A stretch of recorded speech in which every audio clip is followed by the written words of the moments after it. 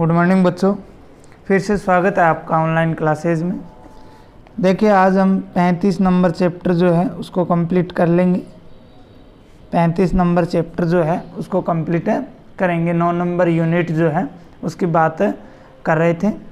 आज का जो हमारा टॉपिक रहेगा, पहला जो टॉपिक है वो है बहुप्रभाविता। क्या है? बहुप्रभाविता। इंग्लिश में अगर बात करें तो पेलियोट्रोपी। कई बार ये प्रश्न पूछा भी गया है, पेलियोट्रोपी। ठीक है, बहुप्रभाविता की बात करते हैं कि बहुप्रभाविता जो है वो क्या होती है। तो देखिए पेलियोट्रोपी जो है, इसकी अगर बात करें परिभाषा की, तो सामान्यतः जो कोशिकीय स्तर पर एक जीन का प्रभाव एक प्रकार से हो सकता है।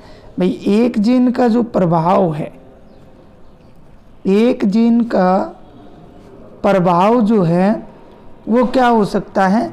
एक प्रकार से हो सकता है। क्या हो सकता है? एक प्रकार से हो सकता है, हो सकता है। सामान्यतः क्या हो सकता है? सामान्यतः ये हो सकता है।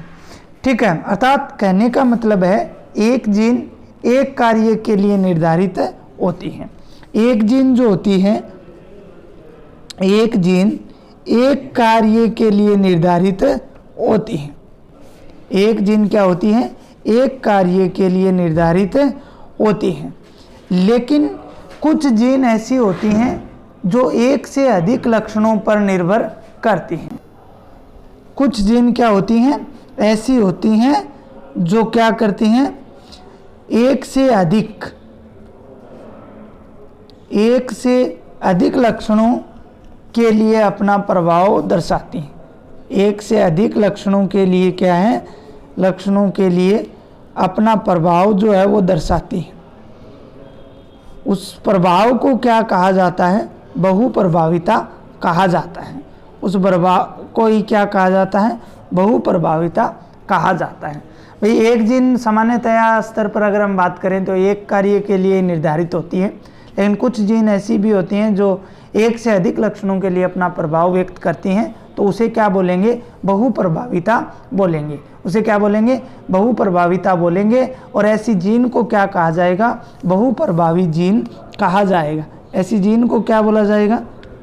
बहुप्रभावी जीन कहा जाएगा। ऐसी जीन को क्या कहा जाएगा? बहुप्रभावी जीन जो है वो बोला जाएगा। इसके अलावा अगर हम बात करें, एक जीन के कई एलील भी हो सकते हैं और बहुत से जीनोटाइप भी हो सकते हैं। एक जीन के क्या है? एक जीन के जो कई युग्म विकल्प भी हो सकते हैं, कई एलील हो सकते हैं। ठीक है, और बहुत से जो जीनोटाइप हैं वो भी हो सकते हैं। क्या हो सकते हैं? जीनोटाइप भी हो सकते हैं। एक जीन कई जीनोटाइप को नियंत्रित भी कर सकता है। ठीक है ना, ये कुछ इसकी विशेषताएं हैं। उदाहरण के तौर पर अगर हम बात करें तो ड्रोसोफिला में सफेद आंख के लिए प्रभावी जीन है, जो समयुग्म स्थिति में विद्यमान होने पर भी कई और लक्षणों को प्रभावित करते हैं, जैसे पंखों की आकृति है, उदर की आकृति है। तो एग्जाम्पल के तौर पर आप ड्रोसोफिला जो मक्खी होती है उसको ले सकते हो, जो मुख्य लक्षण के अलावा जैसे पंखों की आकृति और उदर की आकृति है, इनको भी प्रभावित करती है। अतः सफेद आंख वाले ड्रोसोफिला में अवशेषीय अंग और उदर कुंडलित पाए जाते हैं। क्या पाए जाते हैं? उदर जो है वो कुंडलित पाए जाते हैं। इसी प्रकार बहुप्रभाविता का एक अन्य महत्वपूर्ण उदाहरण अगर हम बात करें, अन्य उदाहरण की बात करें तो सिकल सेल एनीमिया जो रोग होता है, sickle cell anaemia, sickle cell anaemia Hindi में बात करें तो दातर अरक्तता जो होती है, दातर कोशिका अरक्तता, दातर कोशिका अरक्तता, जिसमें आरबीसी जो है वो हंसियाकार हो जाती है। आरबीसी जो है वो क्या हो जाती है? हंसियाकार हो जाती है। ये रोग भी क्या है? बहुप्रभाविता का एक उदाहरण है, जो क्या होता है? वसागत रोग होता है। जो क्या होता है? वसागत रोग होता है। तो आप ये उदाहरण भी इसका याद रख सकते हो। इसके बाद में हमारा इस चैप्टर का लास्ट जो टॉपिक है वो रहा है बहुजीनी या मात्रात्मक वंशागति। बहुजीनी या मात्रात्मक वंशागति क्या रहा लास्ट टॉपिक, जो समझने लायक टॉपिक है, बहुजीनी या मात्रात्मक वंशागति, मात्रात्मक वंशागति, ठीक है, इसको बोलते हैं पॉलीजीन्स।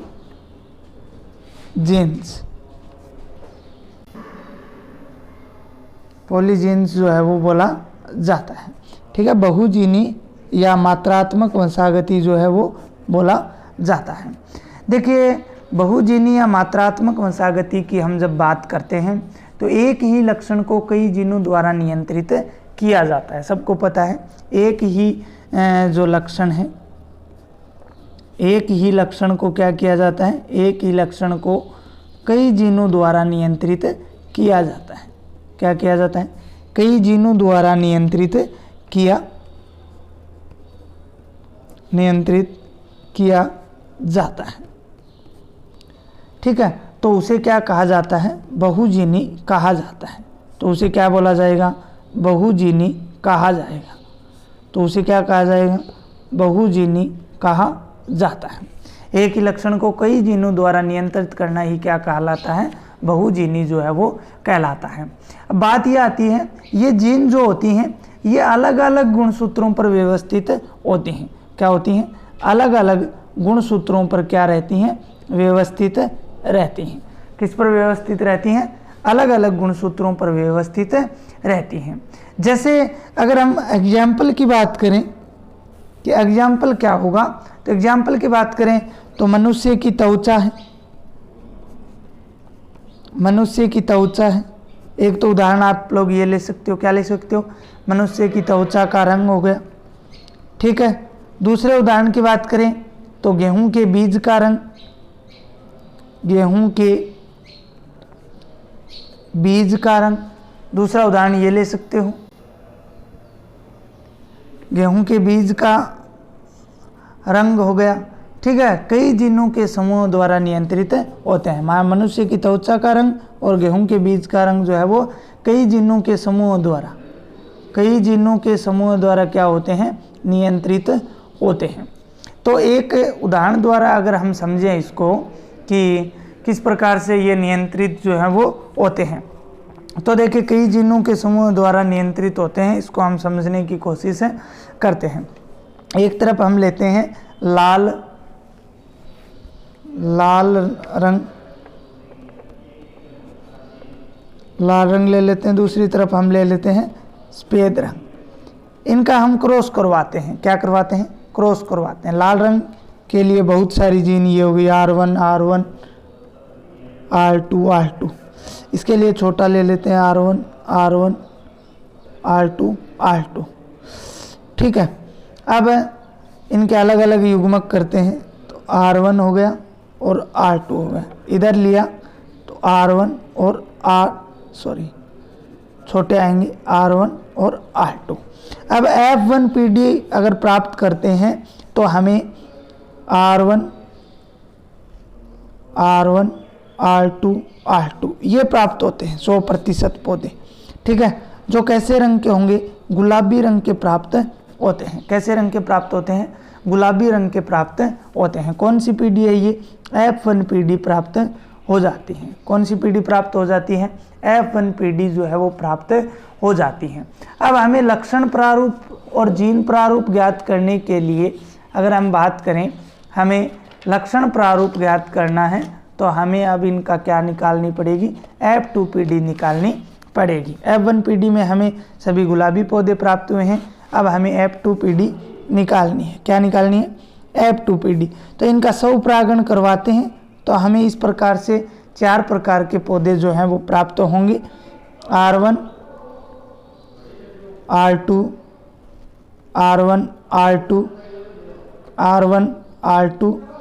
और एक R1 ये 4 प्रकार के पौधे हमें प्राप्त होते हैं। जिस प्रकार से हमने द्वितीय संकर संकरण में क्रॉस करवाया था, उसी प्रकार से यहाँ पर हम इनका क्रॉस करवाएंगे। तो देखिए किस प्रकार से क्रॉस करवाते हैं। एक तरफ हम लोग लिख लेते हैं ऊपर की तरफ, एक तरफ नीचे की तरफ ये लिख लेते हैं R1 R2 R1 R2 R1 R2 R1 R2, इनको ऊपर की तरफ लिख लेते हैं, ठीक है। R1 R2 R1 R2 R1 R2 और R1 R2 ये लिख लिया, ठीक है। टेबल बना लेते हैं। 16 पौधे हमें इस प्रकार से प्राप्त होंगे।